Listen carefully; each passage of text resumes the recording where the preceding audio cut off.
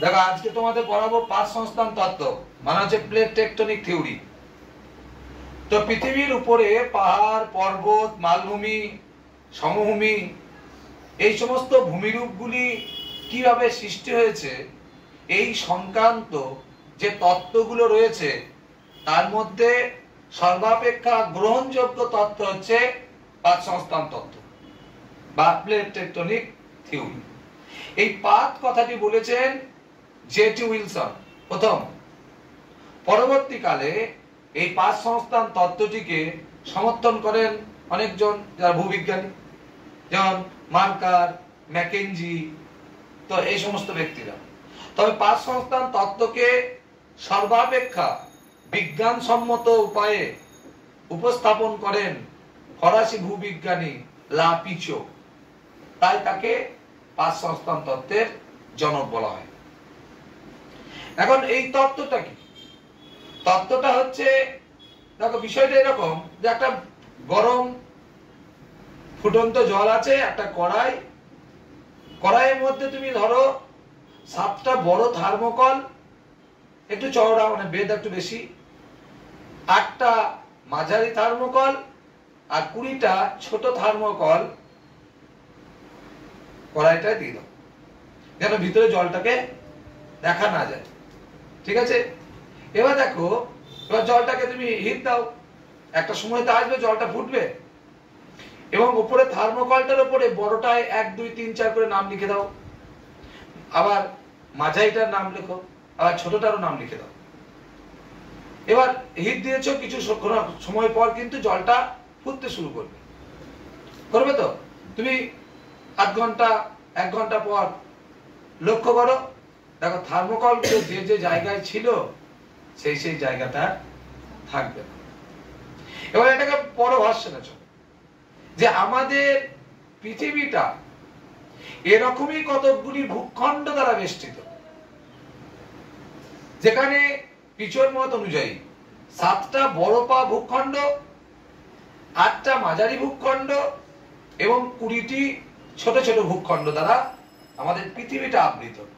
ও অনেকটা ওই বলের মতো, ফুটবলের মতো, যেমন টিয়ে থাকে অনেকগুলো অংশ দ্বারা, ঠিক ওরকম। ফুটবলের ক্ষেত্রে একই সাইজ থাকে বেশিরভাগ ক্ষেত্রে, আর এখানে আলাদা আলাদা রকম। তো মোট 35টা পাত দ্বারা পৃথিবী বেষ্টিত। এবার এই যে পাত কি? পাত তাহলে একটা ভূখণ্ড যার মানে বেদ চওড়া হচ্ছে প্রায় 75 থেকে 150 কিলোমিটার, বা অনেক বই 60 থেকে 150 কিলোমিটার চওড়া, এখান থেকে 150 কিলোমিটার নিচের দিকে। এই পাতগুলো বেশ চলমান, আমরা আছি দাঁড়িয়ে, এটা একটা পাত। কি পাত? ইন্দো অস্ট্রেলিয়ান পাত। তো এই পাতগুলো সঞ্চারণশীল। কেন সঞ্চারণশীল? কারণ এই পাতগুলো গুরুমণ্ডলের অ্যাস্থেনোস্ফিয়ারের উপর ভাসমান অবস্থায় রয়েছে, গুরুমণ্ডলের অ্যাস্থেনোস্ফিয়ারের উপর। এবার অ্যাস্থেনোস্ফিয়ারে কি হয়? পরিচলন স্রোত আছে, মানে ভূঅভ্যন্তর থেকে ম্যাগমা উপর দিকে উঠে আসে, আবার তাপের একটা তারতম্য আছে। এই কারণে পাতগুলো আস্তে আস্তে চলে। যেমন ওই কড়াইয়ে থার্মোকলটা বলছিলাম, যে জলটা ফুটছে বলেই তো থার্মোকলগুলো কি হচ্ছে, একটু একটু সরে সরে যাচ্ছে। তেমনি গুরুমণ্ডলের অ্যাস্থেনোস্ফিয়ারে পরিচলন স্রোত আছে বলেই পাতগুলো ধীর গতিতে সঞ্চালনশীল। ঠিক আছে? এবার পাতের নাম কোনটা একটু। বড় পাত কোনটা? দেখো, বড় পাত তো হচ্ছে প্রশান্ত মহাসাগরীয় পাত, তার আফ্রিকান পাত, আফ্রিকা মহাদেশ জুড়ে। উত্তর আমেরিকা পাত, দক্ষিণ আমেরিকা পাত, ইউরেশীয় পাত মানে ইউরোপ আর এশিয়া নিয়ে, আর ইন্দো অস্ট্রেলিয়ান পাত যেটা আমরা আছি, আর একদম দক্ষিণ আছে আন্টার্কটিকা পাত। তাহলে এই 7টা বড় পাত। এরকম দেখো, ফিলিপাইন্স পাত, আরবীয় পাত, নাজকা পাত, এরকম মাঝারি সাইজের পাত 8টা আছে। অনেক ছোট ছোট পাত আছে, বেশি ওশিয়ানিয়ার কাছেও আছে, প্রশান্ত মহাসাগরেও আছে, প্রশান্ত মহাসাগরের সীমান্তে। তো ছোট পাত, পানামা পাত, এগুলো যে ছোট ছোট পাত আছে। যা হোক, এখন এই পাতগুলো তাহলে কি হলো? চলমান। তাহলে একটা নির্দিষ্ট জায়গায় যদি চলমান হয় পাতগুলো, তাহলে কয় রকম অবস্থার সৃষ্টি হয়? 3 রকম হবে। আমরা ঘরে ছেলে আছে মেয়ে আছে, আমরা যদি মুভমেন্ট করি তাহলে কি রকম হবে? হয় দুজন পরস্পরের কাছে আসবে, যে ধাক্কা লাগবে, অথবা দুজন দুজনের থেকে দূরে সরে যাবে, অথবা দুজন দুজনকে ধাক্কা না কেটে পাশ কাটিয়ে যাবে। এই তিনটিই হবে যদি আমরা সবাই নড়াচড়া করি। ঠিক তেমনি এই পৃথিবীর পাতগুলো যখন সঞ্চালনশীল হয় তখন তিন রকম পাত সীমান্তের সৃষ্টি হয়। এক নম্বর হচ্ছে দেখো অভিসারী পাত সীমান্ত, বা এর আরেকটা নাম ধ্বংসাত্মক পাত সীমান্ত। দুই নম্বর হচ্ছে প্রতিসারী পাত সীমান্ত বা অপসারী বা গঠনাত্মক পাত সীমান্ত। আর তিন নম্বর হচ্ছে নিরপেক্ষ পাত সীমান্ত। তাহলে এই নড়াচড়া করার জন্য তার তিন রকমের পাত সীমান্তের সৃষ্টি হয়। তাহলে প্রথমে আমরা আসবো অভিসারী। তাহলে অভিসারী পাত সীমান্ত কাকে বলে? যখন দেখো যখন দুটি পাত পরস্পর একই দিকে অগ্রসর হয়, দুটো পাত হতেই পারে মুভমেন্ট করছে নির্দিষ্ট জায়গায়, দুটো পাত পরস্পর একই দিকে অগ্রসর হলে তার মধ্যবর্তী সীমানা, এই যেটা একটা পাত এটা একটা পাত মনে করো, পরস্পর একই দিকে অগ্রসর হচ্ছে, তার মধ্যবর্তী যে সীমানা এটাকে আমরা বলি অভিসারী বা ধ্বংসাত্মক পাত সীমানা। এখন এই পাত সীমানায় কি সৃষ্টি হয়? বেশিরভাগ ক্ষেত্রে ভাঁজ পড়ে এবং ভঙ্গির পর্বতের সৃষ্টি হয়। এবার দেখো এই অভিসারী পাত সীমানার কি বৈশিষ্ট্য? এই পাত সীমানাতে অনেক সময় ভারী পাতটি নিচে নেমে যায়, হালকা পাতটা উপরে উঠে যায়। ভারী পাতটি যদি 45 ডিগ্রি কোণে নেমে যায় তাহলে এই অঞ্চলটাকে আমরা বলি বেনিয়ফ জোন। ঠিক আছে, বেনিয়ফ জোন বলে এই অঞ্চলটা। ভূমিকম্প প্রবণ অবশ্যই। অনেক সময় ভারী পাতটা অনেকটা গভীরে চলে যায়, কার কাছে? অ্যাস্টেনোস্ফিয়ারের কাছে, ভিতরে ঢুকে যায়। তখন অ্যাস্টেনোস্ফিয়ার তো প্রচুর টেম্পারেচার, তখন এই পাতটা কি হয়? গলে যায়। গলে গেলে কি হবে? তখন দুটো পাতের মাঝ দিয়ে ম্যাগমা লাভা উপর দিকে উঠে আসবে এবং দুটো পাতকে না সিমেন্টের মতো জোড়া লাগিয়ে দেয়। এটাকে আমরা বলি অধপাত অঞ্চল। কি বলা হয়? অধপাত অঞ্চল বা সুচার লাইন বলে। এটাকে বলা হয় সুচার লাইন। অঞ্চল তো টোটালটাকে বলে, তো এটাকে বলা হয় সুচার লাইন। এই দুটো পাতকে সিমেন্টের মতো যখন জোড়া লাগিয়ে দেয়। তো এই অভিসারী পাত সীমানা তিন প্রকার। কি কি? এই যে দুটো পাত পরস্পর একই দিকে অগ্রসর হলে ধাক্কা লাগবে বললাম। তাহলে আমরা এই ছেলে মেয়ে যদি আমরা মুভমেন্ট করি ধাক্কা লাগবে। কার কার ধাক্কা লাগতে পারে? ধাক্কা লাগতে পারে দুটো ছেলের মধ্যে, একটা ছেলে একটা মেয়ে অথবা মেয়েতে মেয়েতে, তাই তো? আমরা কারণ মহাদেশীয় পাত আর মহাসাগরীয় পাত দুটোই তো রয়েছে। তা দুটো যদি মুভমেন্ট হয় তাহলে কি হবে? আর ধাক্কা লাগবে দুটো মহাদেশীয় পাতের মধ্যে, দুটো মহাদেশীয়। তাহলে এর আবার তিনটে ভাগ। কি কি? মহাদেশীয়, মহাদেশীয়, তাই তো? তাহলে আমরা মুভমেন্ট করলে ছেলেতে ছেলেতে ধাক্কা লাগছে, তাহলে এর একটা। দুই নাম্বার কি? ছেলেতে মেয়েতে ধাক্কা লাগতে পারে, দুই রকম আছে। তাহলে মহাদেশীয়, মহাসাগরীয়। আর একটা কি? মেয়েতে মেয়েতে ধাক্কা লাগতে পারে, তার মানে মহাসাগরের সাগরে ধাক্কা লাগতে পারে। তাহলে মহাসাগরীয়, মহাসাগরীয় পাত। এবার ঘটনাটা সে একই হবে, ভূমিকম্প হবে, ভারী পাতটা নেমে যাবে, একই গল্প।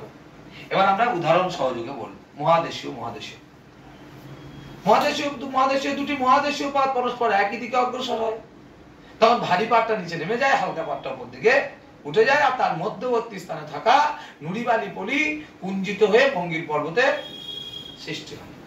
যেমন যেমন হচ্ছে এই যে আমাদের ভারতবর্ষ, তার উত্তরে রয়েছে হিমালয় পর্বত 2500 কিমি দীর্ঘ। তো টোটাল তো মধ্য এশিয়ার পার্বত্য অঞ্চলটা এখানে আছে। তাহলে এটা কি হয়েছে? এই যে এখানে ইউরেশীয় পাত আছে, ইউরোপ আর এশিয়া নিয়ে, আর এটা আমাদের ভারতীয় পাত। এই দুটো পাত দুটোই মহাদেশীয়। ইউরেশীয় ভারী আর ভারতীয় পাতটা হালকা, দিয়ে এরকম অবস্থা। এর মাঝে নুড়িবালি পরিকুঞ্জিত হয়ে ভঙ্গির পর্বতের সৃষ্টি হয়েছে।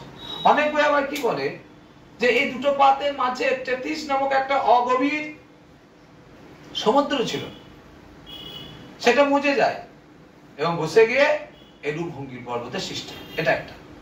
এবার দেখো মহাদেশীয় দেশীয় হয়ে গেল। এবার আমরা আসবো মহাদেশীয় আর মহাসাগরীয় ভূভাগ। মহাদেশীয় এবং মহাসাগরীয় কোথায়? ধরো এটা এটা চেনো তোমরা, দক্ষিণ আমেরিকা মহাদেশ। আর দক্ষিণ আমেরিকার পশ্চিমে সুদীর্ঘ, পৃথিবীর দীর্ঘতম ভঙ্গিল পর্বত আন্দিজ অবস্থান করে। এটা দক্ষিণ আমেরিকা পাত। আর এইখানে নাজকা পাত রয়েছে প্রশান্ত মহাসাগরের। এই নাজকা পাত, এই দুটো পাতের ধাক্কায় কি হয়েছে? আন্দিজ পর্বতের সৃষ্টি হয়েছে। ঠিক আছে, ওখানে এই অবস্থা। তাহলে নাজকা পাত এবং দক্ষিণ আমেরিকা পাতের সংঘর্ষের ফলে সৃষ্টি হয়েছে আন্দিজ পর্বত, পৃথিবীর দীর্ঘতম ভঙ্গিল পর্বত। এবং এটা কিন্তু একটা মহাদেশীয়, এটা কিন্তু একটা মহাসাগরীয় হলো। কিন্তু মহাসাগরীয় পাত দুটোই তো ভারী। মহাদেশীয় পাত হালকা, কারণ শিয়াল দ্বারা গঠিত, তাই এর ঘনত্ব কম, সিলিকা অ্যালুমিনিয়াম। আর মহাসাগরীয় পাতটা সিলিকন ব্যাসল্ট শিলা, এটা ভারী। সেই কারণে কি হয়, এই দুটো মহাসাগরীয়, সেই কারণে বেশিরভাগ ক্ষেত্রে মহাসাগরীয়টা নিচে নেমে যায়। আর মহাসাগরীয় পাতের ক্ষেত্রে কি, দুটোই ভারী পাত, ধাক্কা লাগছে। তখন আর ভঙ্গিল পর্বতের কথা বলা নেই, বলা আছে বৃত্তচাপীয় দ্বীপমালা। যেমন প্রশান্ত মহাসাগর, ভারত মহাসাগরের মাঝে এই যে জাভা, সুমাত্রা, ফিলিপাইন্স, এই দ্বীপপুঞ্জগুলো সৃষ্টি হয়েছে যে মহাসাগরীয় পাতের সীমানার মধ্যে। তাহলে এখান থেকে কি আসতে পারে? এখান থেকে আসতে পারে যে পাত সংস্থান তত্ত্বের আলোকে হিমালয় পর্বত সৃষ্টি ব্যাখ্যা করো। তখন ইন্ট্রোডাকশন তো দিলাম, পাত কথাটি বলেছেন বিষয়বস্তু, পাতগুলো চলনের কারণ, অভিসারী 3 প্রকার পাত সীমান্ত, অভিসারী পাত সীমান্ত, তার মধ্যে মহাদেশীয় সংজ্ঞাটা বলে ব্যাখ্যা। তখন আমরা ইউরেশিয়ার ভারতীয় কথাটা বলে হিমালয়টা বলে দেব।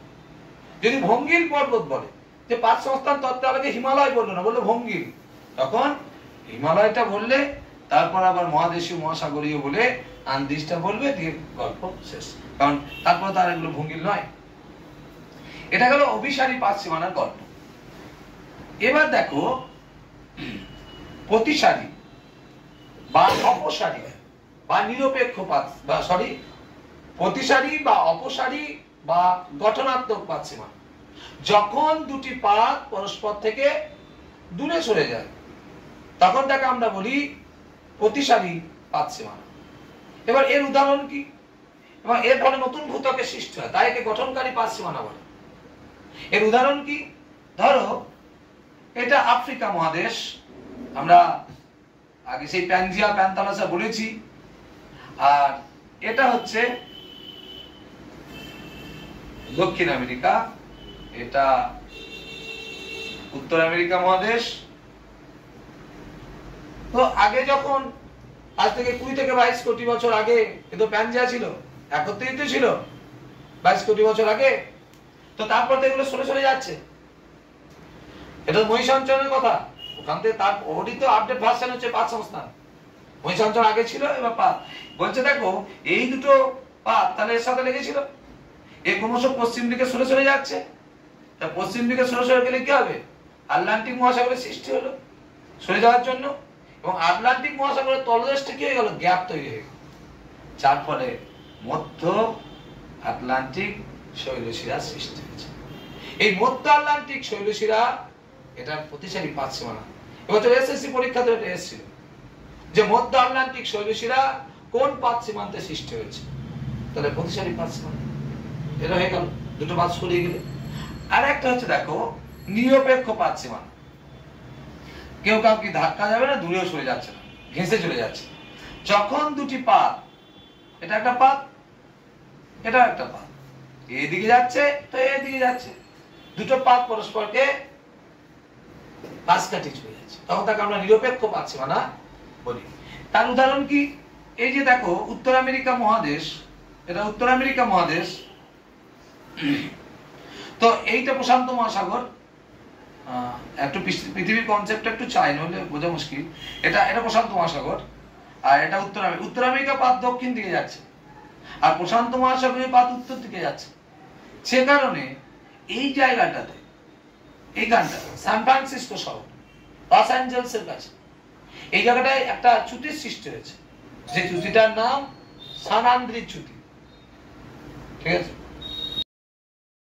তো এই জায়গাটা সান আন্দ্রিজ চ্যুতির সৃষ্টি হয়েছে। আগে ছিল তো এই মাঝে মাঝে বলে না সান ফ্রান্সিসকো শহর, এই জায়গাটা ভূমধ্য সাগরীয় জলবায়ু, আবহাওয়া খুব মনোরম, কিন্তু বসবাসের ক্ষেত্রে ঝুঁকিপূর্ণ, কারণ ভূমিকম্প হয়। বুঝছো এই জায়গাটা? এই হচ্ছে পাত সংস্থান তত্ত্ব। এই তত্ত্বটা খাস কি আছে?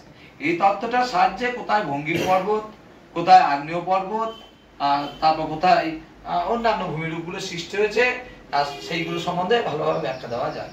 আসলে কিভাবে পর্বত, কিভাবে মালভূমি হয়েছে কেউই তো জানে না, অনেকে তত্ত্ব দিয়েছে, কোনটা পাত সংস্থান, কোনটা মহীখাত, এইসব তত্ত্ব আছে, তার মধ্যে পাত সংস্থানটা মোটামুটি গ্রহণযোগ্য।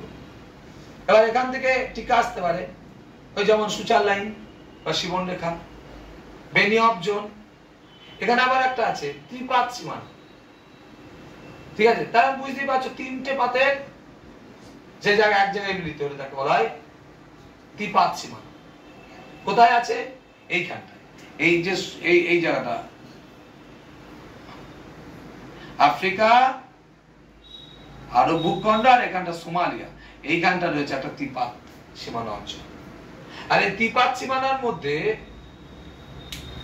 দুটো পাত সক্রিয়, একটা যদি দুর্বল থাকে সেই পাত সীমানাকে বলা হয়, সেই জায়গাটাকে বলা হয় অ্যালকোজেন। হলো? এই হচ্ছে ব্যাপার। এইখান থেকে আর একটা কথা বলা আছে, সেটা হচ্ছে মহীখাত বলে একটা শব্দ টিকা তোমরা পাবে। মহীখাতকে আমরা ইংরেজিতে বলি জিওসিনক্লাইন। এই পৃথিবীতে ভূমিরূপ সৃষ্টি নিয়ে একটা তত্ত্ব দিয়েছেন ভূবিজ্ঞানী কুপার। তার মতে ভূপৃষ্ঠের একটা বিস্তীর্ণ অবনমিত মানে নিচু জায়গা হচ্ছে মহীখাত। কি বলছে? ভূপৃষ্ঠের একটা বিস্তীর্ণ অবনমিত অঞ্চল হচ্ছে মহীখাত। এই মহীখাতটা চারদিকে যদি কঠিন ভূখণ্ড দ্বারা বেষ্টিত হয়, তাহলে তাকে আমরা বলি ফোরল্যান্ড। কি বলি আমরা? ফোরল্যান্ড। তো এরকমই একটা মহীখাতের উদাহরণ হচ্ছে টেথিস। বুঝেছো কি বললাম? মহীখাতে বলছে কি, এই টেথিসের উত্তর দিকে রয়েছে অঙ্গরাল্যান্ড, আর দক্ষিণ দিকে রয়েছে গন্ডওয়ানাল্যান্ড, আর তার মাঝে এটা সমুদ্র, ধরো অগভীর সমুদ্র, নুড়ি, এটা একটা দীর্ঘদিন ক্ষয়ে ক্ষয়ে এখানে নুড়ি বালি পলি ইত্যাদি সঞ্চিত হচ্ছে। তারপরে টেথিস কি হচ্ছে, অগভীর জায়গাটা আস্তে আস্তে মুজে যাচ্ছে, মানে আরো অগভীর হয়ে যাচ্ছে, এবং নিম্ন অংশে চাপ সৃষ্টি করছে। নিচে যত চাপ সৃষ্টি হবে, এই স্থলভাগ তত এগিয়ে আসবে, সংকুচিত হবে। এর ফলে স্থলভাগটা আরো এগিয়ে চলে আসছে, আর মাঝে নুড়ি বালিগুলো পুঞ্জিত হয়ে কি হচ্ছে, ভঙ্গীর পর্বতের সৃষ্টি হচ্ছে। আমি আরো স্টেপ আছে, আপনারা দেখালাম না। এইটা এখান থেকে শর্ট আসে। ফোরল্যান্ড কাকে বলে?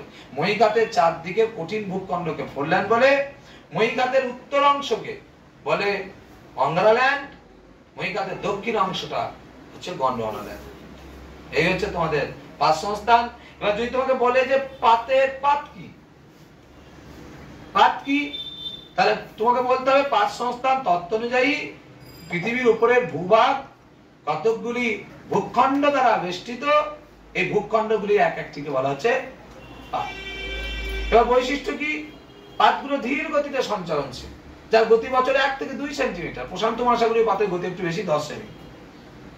2, পাতগুলোর চওড়ায় কত বললাম, 60 থেকে 150 বা 75 থেকে 150 কিলোমিটার চওড়া বেদ।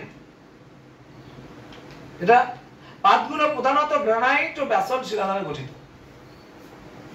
পাতগুলো প্রধানত গ্রানাইট ও ব্যাসল্ট শিলা দ্বারা গঠিত।